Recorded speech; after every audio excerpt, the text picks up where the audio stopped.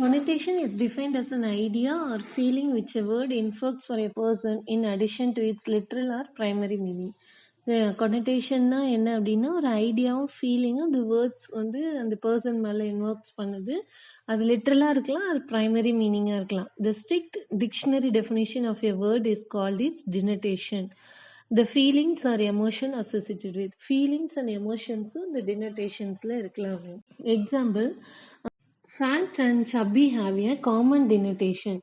Both words mean being overweight. ரெண்டு வேர்டுமே ஒரு ஓவர்வெயிட்ல இருக்கு. However, most people would rather be chubby because chubby has a positive connotation. chubby வந்து என்ன சொல்றோம் அப்படின்னா பாசிட்டிவ் கொனோட்டேஷன் சொல்றோம். ஆனால் ஃபேட் வந்து எப்படின்னு சொல்றோம் அப்படின்னா negative கொனோட்டேஷன்.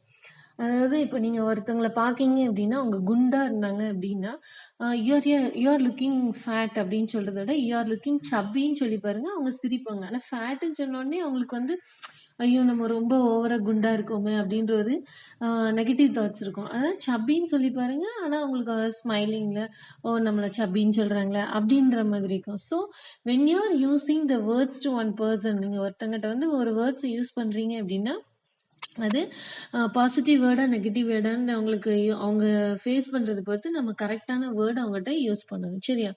Let us examine another example, home or house. Home வந்து நம்ம யூஸ் பண்ணுறோம். ஹோம் எதுக்கு யூஸ் பண்ணுறோம்? நம்ம I am in the home, நான் வீட்டில் இருக்கேன், என் பிள்ளைங்களோட இருக்கேன், ஃபேமிலியோட இருக்கேன், அஃபெக்ஷனோட, அந்த மாதிரி வந்துடும். அது ஒரு அஃபெக்ஷனோட பாசிட்டிவ் வேர்டை வந்துடும். அதுமாரி ஹவுஸ் வந்து வி பில்ட் ஏ ஹவுஸ், நாங்கள் வீடு கட்டியிருக்கோம், எப்படி சிமெண்ட் வச்சு அந்த கன்ஸ்ட்ரக்ஷன் ஒர்க் வச்சு அப்படி கட்டியிருக்கோம் அப்படின்ற மாதிரி வரும். ஸோ ஹவுஸ்க்கும் ஹோமுக்குமே நிறைய டிஃப்ரென்ஷியேட் இருக்கு. Importance of connotation. கொனோட்டேஷனோட இம்பார்ட்டன்ஸ் என்ன அப்படின்னு சொன்னால், connotation gives us an indication of emotions or associations that surround a word. Your word's connotation can be either positive or negative and will depend on the context in which is used and to some degree both the reader or the listener. ரீடராக இருக்கலாம், லிசனாக இருக்கலாம், நம்ம use பண்ணுற வேர்டை பொறுத்து இருக்கு. சரியா? சரி, நம்ம எங்கே it is of utmost Therefore, understanding a word's literal and suggestive meaning is of the extreme importance to every speaker and the writer. Importance, அவங்களுக்கு வேர்டு வந்து ரொம்ப இம்பார்ட்டன்ஸ். சரியா? ஸ்பீக்கராக இருந்தாலும் சரி, ரைட்டராக இருந்தாலும் சரி. On some occasions, you may want to use a word that carries a negative connotation on purpose. நம்ம சில அக்கேஷனில் வந்து நம்ம நெகட்டிவ்ஸ் வேர்ட்ஸ் நிறைய யூஸ் பண்ண வேண்டிய சுச்சுவேஷன் வரும். அதுவே நம்ம யூஸ் பண்ணாமல் அதுக்கு ஈக்குவலாக இருக்குது அப்படியே ஒரு மெலிஸாக சொல்லிட்டு போகிற மாதிரி ஒரு பாசிட்டிவ் வேர்ட் சொல்லலாம் அப்படின்றாங்க. It is utmost importance that we choose our words with care. நம்ம ஒருத்தங்க மேலே கேராக இருக்கோம் அப்படின்னா நம்ம யூஸ் பண்ணுற வேர்ட்ஸ் பொறுத்து இருக்கு. The choice of words can change the meaning of the sentence significantly. சரி, சாய்ஸ் ஆஃப் த வேர்ட்ஸே நமக்கு வந்து நம்ம அந்த மீனிங்கை வந்து கரெக்டாக யூஸ் பண்ணியிருந்தோம் அப்படின்னா கரெக்டாக இருக்கும். நம்ம சொல்கிற விதத்தில் இருக்குது அப்படின்னு சொல்லுவாங்க தெரியுமா, அந்த மாதிரி வேர்டு. சரியா? For example, describing human who is thin as scrawny carries a negative connotation, whereas describing a slender carries a positive connotation. scrawnyன்றது வந்து நெகட்டிவாக சொல்கிறேன்னா ஸ்லெண்டர்ன்றது பாசிட்டிவாக சொல்கிறேன். இங்கே நிறைய வேர்ட்ஸ் உங்களுக்கு எக்ஸாம்பிள்ஸ் கொடுத்துருக்காங்க, இதை பார்த்துக்கோங்க. ஏன்னா அந்த வேர்ட்ஸ் வந்து டோன், அண்டர் டோன், மீனிங், கொனோட்டேஷன் எல்லாமே கொடுத்துருக்காங்க. இந்த வேர்ட்ஸ் எல்லாம் நீங்கள் பார்த்து அதே மாதிரி எல்லா வேர்ட்ஸையும் நம்ம புக்கை பார்த்து ரீட் பண்ணிங்க. அதுமாதிரி ப்ராக்டிஸ் எக்ஸசைஸ் இங்கே நிறைய வேர்ட்ஸ் கொடுத்துருக்காங்க. இதுலேயே வந்து நம்ம இதில் எது பாசிட்டிவ் எது நெகட்டிவ்னு நம்ம கண்டுபிடிக்க. Use A dictionary and choose the words. இந்த எக்ஸாம்பிள்ஸ்லாம் நீங்கள் வந்து ட்ரை பண்ணி பாருங்கள். சரியா? ப்ராக்டிஸ் பண்ணி பாருங்கள். எல்லா வேர்டும் உங்களுக்கு ஹெல்ப்ஃபுல்லாக இருக்கும். அதுமாரி ஜார்கன் அப்படின்னா என்ன அப்படின்னு சொன்னால், is a term that defined as the use of specific phrase and words in a particular situation, profession or trade. இந்த வேர்டு வந்து பர்டிகுலர் சுச்சுவேஷனுக்கு யூஸ் பண்ணுறது, இந்த ஃப்ரேஸ் வந்து ப்ரொஃபஷன் அண்ட் ட்ரேடுக்கு யூஸ் பண்ணுறது. These specialized terms are used to convey hidden meanings accepted and understood in that field. While the use of jargons is often useful or necessary for those within the group, it is usually meaningless to the outsiders. Jargon is sometimes wrongly confused with slang and people often take in the same sense, but a difference is always there. அதாவது slang வச்சு jargon வந்து சில wrongly confused, ஸ்லாங்லேயே சில word வந்து மாறிடும். சரியா? Slang is a type of informal category of language developed in a certain community and consists of words or phrases whose literal meaning are different from the actual meaning. Hence, it is not understood by people outside of that community or circle. Slang is more common in spoken language than written. Writtenல slang வந்து ஒன்றும் பிரச்சனை இல்லை, ஆனால் slang பேசுறதுக்கு வந்து ரொம்ப கஷ்டம். சில லாங்குவேஜ் நம்மளால அண்டர்ஸ்டாண்ட் பண்ண முடியாது. Jargon, on the other hand, is broadly associated with subject, occupation, or business that makes use of standard words or phrase and frequently comprises abbreviations such as LOC, loss of consciousness, or temporary restanding order. However, unlike slang, its terms are developed and composed deliberately for the convenience of the specific profession or section of society. We can use the difference in the two sentences given below. இங்க பாருங்க, list of jargon words. List of jargon words எப்படி இருக்குன்னா, variety of fields. நம்ம variety of fields use பண்றோம், from law to education to engineering. Some exams jargon included here. Due diligence refers to the research that should be done before making an important business decision. இதுதான் jargon words. சரியா, list of jargon words பாருங்க. AWOL, all, short for absent without leave. All is a military jargon used to describe a person whose whereabouts are unknown. சரியா, இந்த மாதிரி short words வந்து நம்ம jargon words use பண்றோம். Hard copy, physical print out of a document. Then cache, கம்ப்யூட்டர்லேருந்து கேட்சின்ற words வந்து short term memory storage. இந்த மாதிரி நம்ம வந்து ஜார்கன் வேர்ட்ஸ் நம்ம யூஸ் பண்ணிக்கிறோம். சரி, ஜார்கன் வேர்ட்ஸ் வந்து ரொம்ப கொஞ்சம் கஷ்டமாக தான் இருக்கும் படிக்கிறதுக்கு, ஆனால் நமக்கு இந்த மீனிங் நான் படிச்சுக்கிட்டோம் அப்படின்னு சொன்னால் நமக்கு இந்த வேர்ட்ஸ் வந்து ரொம்ப ஈஸியாக இருக்கும். அதுமாதிரி பிஸ்னஸ் ஜார்கன்ஸ், பிஸ்னஸில் நம்ம இந்த பேங்க் ஃபார் த பக் அப்படின்னு நம்ம ஷார்ட் ஃபார்ம்ல யூஸ்னா அதுனா என்ன மீனிங்னா, a term that means to get the most of your money. இந்த மாதிரி இந்த வேர்ட்ஸ்லாம் நீங்கள் வந்து நிறைய என்ன பண்ணிக்கணும், படித்து வச்சுக்கணும். அப்போ தான் உங்களுக்கு மீனிங்ஸ் கேட்கும் போது ஈஸியாக எழுதிக்கலாம்.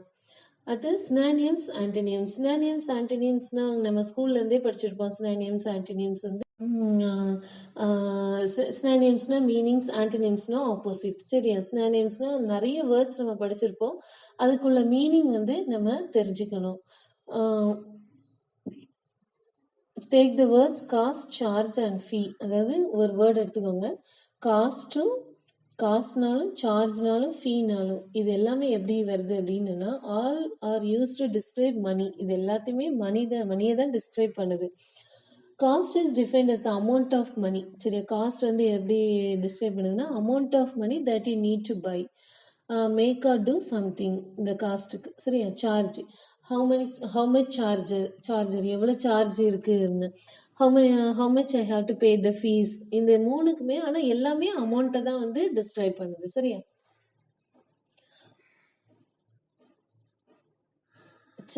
charge is defined as the amount of money that is asked in return for goods or service. அந்த மணி வாங்குறதுக்கு நம்ம அதை கொடுக்குறோம். சரி, அந்த சார்ஜ் பண்ணுறாங்க அப்படின்னு. அடுத்தது அப்படின்னா, fee is defined as the amount of money that you have to pay for professional advice. யாருக்காவது நம்ம கொடுக்குறோம் அப்படின்னு சொன்னால் அதுக்கு வந்து நம்ம ஃபீ யூஸ் பண்ணிக்கிறோம். அதுமாதிரி ஆன்டனிம்ஸ்னா ஆப்போசிட்ஸ் வேர்டு வந்து நம்ம ஹாப்பி, அன்ஹாப்பி. அதில் வந்து நம்ம ஃப்ரண்ட்ல அன்னு யூஸ் பண்ணுறது, ப்ரிஃபிக்ஸில் யூஸ் பண்ணுறோம்.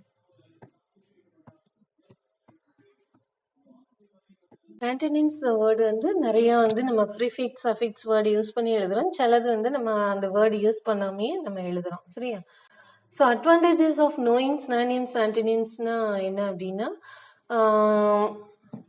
Helps us to express ideas clearly. ஒரு வேர்டுக்கு மீனிங் கண்டுபிடிக்கிறது, அதுக்கு ஆப்போசிட் கண்டுபிடிக்கிறதும் அதுதான் ரொம்ப இம்பார்ட்டன்ட். அது நமக்கு ரொம்ப இம்பார்ட்டன்ட். அதனால சினானிம்ஸும் நமக்கு ஆன்டனிம்ஸும் ஒரு helps us to express ideas clearly. அந்த கிளியரா நமக்கு ஒரு வேர்டு மீனிங் தெரிஞ்சுக்கணும் அப்படின்றதும் ஒரு ஆப்போசிட் தெரிஞ்சுக்கிறதும் நமக்கு சினானிம்ஸும் ஆப்போசிட்ஸும் ஹெல்ப் பண்ணுது அப்படின்னு சொல்றாங்க. சரியா, understanding and using synonyms and antonyms is important for not only precise communication but to avoid monotony of expression as well. Repeating the same words tends to become boring and monotonous. Repeated நம்ம அதே words சொல்லிட்டே இருந்தோம்னா ரொம்ப போரிங்கா இருக்கும். So we are changing them. You should use antonyms and synonyms, reduce redundancy and retain the audience interest in your writing or speech. Remember, the whole point of language to express oneself or to send a message effectively. ஒரே வேர்டை நம்ம ரிப்பீட்டடா use பண்ணிட்டு இருந்தா எல்லாருக்கும் boring ஆயிரும், டென்ஷனாவும் இருக்கும். எழுதும் போதும் சரி, பேசுறதும் சரி.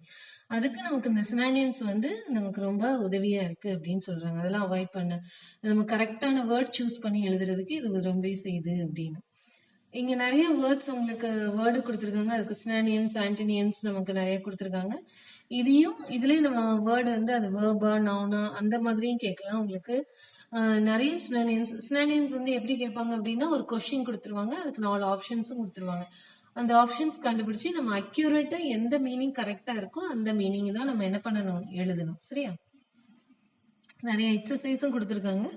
இதுல நீங்க டிக்ஷனரி யூஸ் பண்ணி எழுதுனீங்க அப்படின்னு சொன்னா உங்களுக்கு ரொம்ப ஹெல்ப்ஃபுல்லா இருக்கும். So use the dictionary and do the exercise. அடுத்து நம்ம என்ன பார்க்க போறோம்னா ரூட் ஆஃப் வேர்ட்ஸ் பார்க்க போறோம். சரியா? ரூட் ஆஃப் வேர்ட்ஸ் அப்படின்னா நம்ம the study of origin of words and the way in which their meaning have changed through history is called etymology. It determines the basic elements. Earliest known use the changes in the form and meaning of the linguistic form, tracing its transmission from one language to another. ஒரு லாங்குவேஜ்ல இருந்து another languageக்கு போறது. It also indefinite the similarities of linguistic from the form with other languages. In English grammar, a root word or word part of which other words grow usually through the addition of prefix and suffix. அதாவது நமக்கு ஒரு word தெரியும், ஹாப்பின்ற ஒரு word தெரியும். இதுக்கு வந்து ப்ரிஃபிக்ஸும் நம்ம, அதாவது இதுக்கு இந்த ஹாப்பின்ற வேர்டை நம்ம யூஸ் பண்ணிக்கலாம். அந்த வேர்டுக்கு அது இன்னும் கொஞ்சம் வேற மாதிரி, வேற இதுல இருந்து செலக்ட் பண்ணி அந்த வேர்டை வந்து வேற மீனிங்க்கும் நம்ம கொண்டு போகலாம். அது எப்படி கொண்டு போகலாம் அப்படின்னா, அந்த ப்ரிஃபிக்ஸும் சஃபிக்ஸும் யூஸ் பண்ணி எழுதுற மாதிரி. சரியா? அப்போ வந்து அந்த ப்ரிஃபிக்ஸ் சஃபிக்ஸ் எப்படி யூஸ் பண்றோம் அப்படின்னா, இப்போ ஹாப்பி அப்படின்னா ப்ரிஃபிக்ஸ் யூஸ் பண்றோம்னா முன்னாடி யூஸ் பண்றது, சஃபிக்ஸ் வேர்டுனா பின்னாடி யூஸ் பண்றது. ப்ரிஃபிக்ஸ்னா இப்போ ஹாப்பின்ற வேர்டு வேணா அன்ஹாப்பின்ற வேர்டு நம்ம யூஸ் பண்ணி, வேர்டுக்கு வந்து அன்ஹாப்பின்றதோட வேர்டு அடுத்தது ஒரு வேர்டு நம்ம யூஸ் பண்ணிட்டோம். ஹாப்பின்ற ஒரு வேர்டு தெரியுது, அடுத்தது ப்ரிஃபிக்ஸ் யூஸ் பண்ணி அன்ஹாப்பின்னு ஒரு வேர்டு தெரியுது, அடுத்த சஃபிக்ஸ் வந்து என்னது அப்படின்னா பின்னாடி உள்ள வேர்டு, பின்னாடி ஒரு வேர்டு ஹாப்பினஸ். இப்போ ஹாப்பினஸ் இந்த 3 வேர்டு நமக்கு தெரியுது. சரி, அந்த மாதிரி ப்ரிஃபிக்ஸ் சஃபிக்ஸ் நமக்கு உதவி செய்யுது. அதே மாதிரி நெக்ஸ்ட் இதுல பாருங்க, even though the root word is the, இந்த எக்ஸாம்பிள் பாருங்க, the root of the word running is run. When you stripe off the suffix from words, what is left with the slight spelling modifieds. அதாவது சில ரன்னிங்ன்ற ஒரு word இருக்கு, அது அஃபிக்ஸா சேர்த்தோம் அப்படி எடுத்துட்டோம், சில வேர்டை எடுத்துட்டோம் அப்படின்னா அது ரன்ன மாறிடுது, அந்த ஐஎன்ஜி ஃபார்மை எடுத்தோம். ஸோ இந்த மாதிரி நம்ம நிறைய வேர்ட்ஸ் வந்து யூஸ் பண்ணி கிரியேட் பண்ணிக்கலாம். Even though the root is the basis of a new word create பண்றதுக்கு தான் இந்த ரூட் வேர்டு ஹெல்ப் பண்ணுது. It may not typically form a stand-alone words on its own. For example, the word reject is made up of the prefix reject அப்படின்றது, and the Latin root வந்து reject, which is not a stand-alone word. அது தனியா நிக்க முடியாது. அதனால நம்ம என்ன பண்றோம், rejectன்ற வேர்டை சேர்த்து எழுதிக்கிறோம். Understanding the meaning of the common word roots can help us deduce the meaning of a new words that has been encountered. அதாவது நியூ வேர்ட்ஸ் வந்து கிரியேட் பண்றதுக்காக நம்ம வந்து ரூட் வேர்ட்ஸ் ஹெல்ப் பண்றோம். சரியா? இங்கே நிறைய ரூட் வேர்ட்ஸ் கொடுத்துருக்காங்க. AERO ஆரோ, மீனிங் வந்து ஏர், வேர்ட்ஸ் வந்து ஏரோப்ளேன், ஏரோஸ்பேஸ். அதுக்கு மீனிங் ஆஃப் த வேர்ட்ஸ் வந்து வெஹிக்கல்ஸ், ஃபிளைஸ். இந்த மாதிரி நம்ம வந்து ரூட் வேர்ட்ஸ் நிறைய நம்ம பார்க்குறோம். சரி, அந்த எக்ஸாம்பிள்ஸ் பார்த்துக்கோங்க. இந்த டேப்லர் காலத்தில் உள்ள எக்ஸாம்பிள்ஸ்லாம் படிச்சுக்கோங்க. அடுத்ததுன்னா ப்ராக்டிஸ் எக்ஸசைஸும் கொடுத்துருப்பாங்க, அதையும் நல்லா செஞ்சு பாருங்க. சரியா? கரெக்ட் ரூட் வேர்ட்ஸ் வந்து நம்ம யூஸ் பண்றது. சரியா?